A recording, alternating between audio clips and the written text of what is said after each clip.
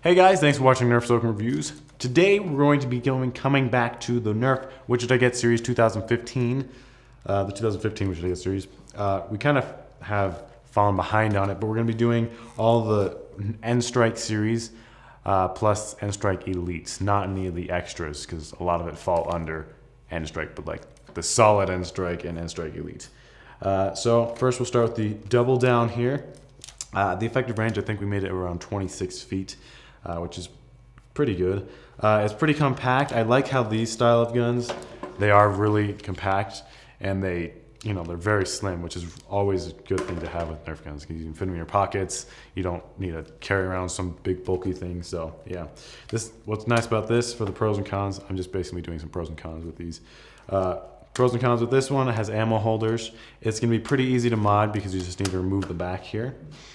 The cons of this gun, the range and accuracy, is not as good, supposedly. It's been a while since I've shot this, so yeah.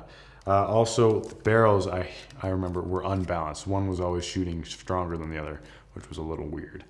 For next, we have the sharp fire here. Effective range is around 25 feet, around the same thing.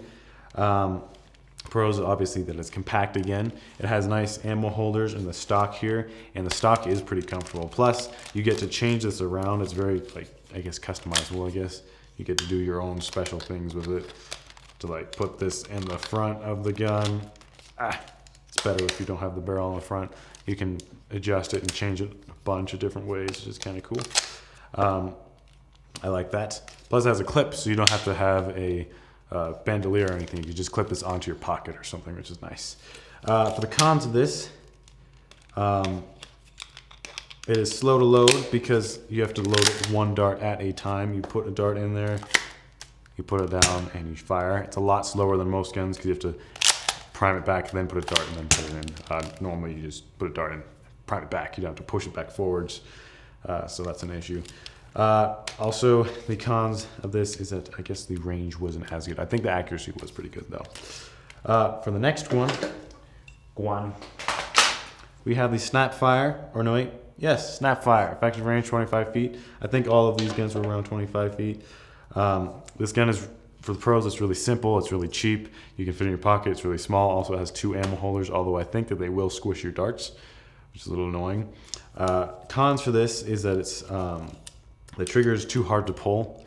Sometimes when you're trying to, it's like you have to really pull on it. It's definitely not a feather trigger. And it's like right there, so it's, in a way it's like a feather trigger because you only have to pull it back just a couple millimeters there, but it is pretty hard to pull back, which is a little annoying. Yeah. And slow to load, for sure. For the next gun, we have the Sling Strike here. Effective range was gonna be around 20 feet. Really bad because of the accuracy. This gun just has terrible accuracy because it's like a really weird bow system, and the strings just push it forward. It's kind of odd how it works.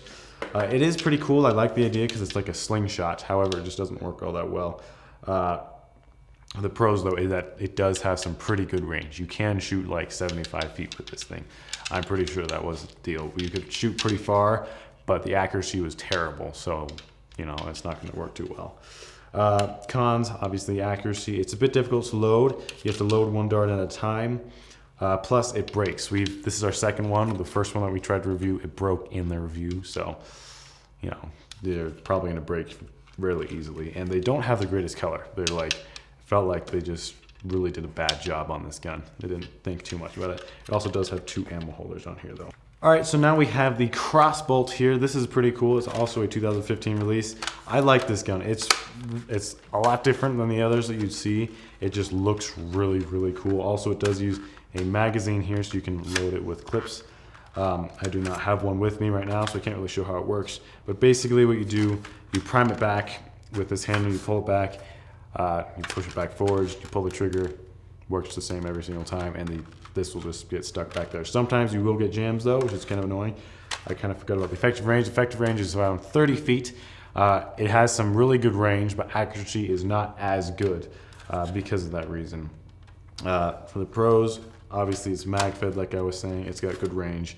But the cons is that it's a little uncomfortable in shooting it because this bow, I guess, part kind of gets in the way of your hand when you're pulling it back. So so you couldn't really do rapid fire as easily, because like my watch would get locked on there. I don't know. It just feels a little weird. Definitely a little weird. Plus, it's a bit bulky. Also, it can jam sometimes, which is another issue. So, yeah. But next, we have the Thunder Blast. This is also an end strike gun. This is a lot different than any of the guns that you'd see because it's a rocket launcher kind of a thing. It's like a grenade launcher. So it's kind of hard to compare to the rest of them. But basically what you do, you pull this back, just like some of the other rockets they've made, and it just depending on how hard you pull it back, it will shoot pretty far. You can make it go up to 65, even 75 feet if you push it really, really hard, but the accuracy is really bad. Pros is it has a really nice stock here. It's really cool that it has all this extra ammo, and it just feels awesome, and it's also very intimidating to people. I mean, if you're gonna be up right next to someone with the big rocket thing, they'd be a little bit, I guess, scared, I guess you could say, if you shoot them in the face or something. Cons of this, accuracy. It's not very good. It only comes with 2 rockets. It does not come with 3. It comes with 2, which is kind of annoying, so you're always gonna have a missing one right there. And the ammo holders are kind of tight here, so when you're trying to push them in there, I feel like it's possible that you could damage the darts or damage the rockets, which is a little annoying. So yeah, plus it's going to be a little bit slow to load because of that reason. It's kind of tight to push in here too. Yeah. Now let's move on to the next. Last, and I don't think it's the least one, Split Strike. This is a very interesting gun. It's a very odd, basically the idea is that you just split it open, which is kind of cool, but it doesn't feel very right when you're using it. Effective range is around 25 feet, I believe. The pros is that it does have the split function. It's just kind of cool how it works that you can do that. It looks pretty darn cool that you can do it. I mean, it's a cool idea, I guess you could say, but it doesn't look as cool when you split it open. You kind of see that the inside here is like all flat, and it's actually very uncomfortable because of these weird bars. So I don't really enjoy it as much as it could be. I feel like they could have done a better job with the interior to make it feel a little bit better, make it more comfortable at least. So that's the con, is that it's very bulky too, and it's uncomfortable, and it just looks really weird in the interior. All right, so to round these guns out, it's kind of difficult to figure out which ones are my favorite. Plus, it's kind of unfair because they're different series and different types compared to the other series. So it's a little odd to round them out. However, I'm just going to quickly round out the ones that I don't like, and you'll end up seeing which ones are the last 2, which are my favorites, which you guys will get to choose which is the best. First of all, Sling Strike, extremely inaccurate, improbable, impractical for battle. It's not a fun gun. I really don't think it's a good gun myself. It's kind of cool, the idea, but it just didn't come out too well. The Snap Strike here, it's too small. It's not going to be effective in battle. I mean, it's kind of cool if you have a secondary or something, but the trigger doesn't work as well, and it's a little odd. The holes just kind of seem to destroy the darts too. Plus, we have the Split Strike here. This is a cool design. I like the idea of this. Plus, you pull this back, and you can pull it back again, so you can get 4 shots off pretty quickly, and you can shoot 2 at a time, which is awesome. However, it's not going to be, it's really bulky, it's big, it's just kind of weird when you split it apart. It's uncomfortable. It's just not my favorite for sure. And you can't put it back together as easily either. So let me just put it down. Now, the last 4 are pretty darn cool. I really like this double down here. It's really cool how you get to get 2 shots. It's really comfortable. It's easy to use. It's got extra dart holders. I feel like this is a really good gun for a secondary. However, I feel like we're kind of rounding it out to the best primary guns. It just seems like what we're doing. So I'm going to round this one out. Now we have just 3 left. The Thunder Blast here, I'm rounding this out because it's not really a Nerf gun that you could use in battle. It's slow to load. It's inaccurate. It'd be cool as I guess, a secondary or a side weapon, something that's, you know, just in a really big battle against a bunch of people. You could use this in crowd control or something. I'm not really sure, but this is not going to be effective one-on-one or anything like that. So yeah, I wouldn't recommend getting this for that kind of a reason. So I rounded it down to the 2 different guns here.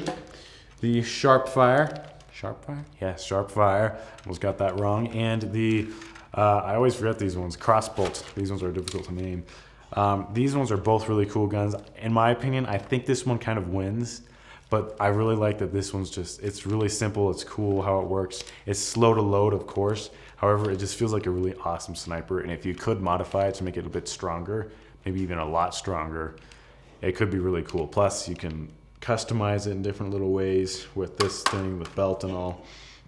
It's kind of a cool gun. This gun, you have a lot more ammo because you can put like a different clip system in there. It's kind of cool how it works. However, you can get quite a few different jams, quite a bit of jams from this because the string will just jam in there.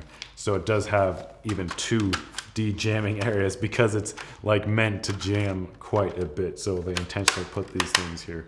So yeah, that's something that's an issue.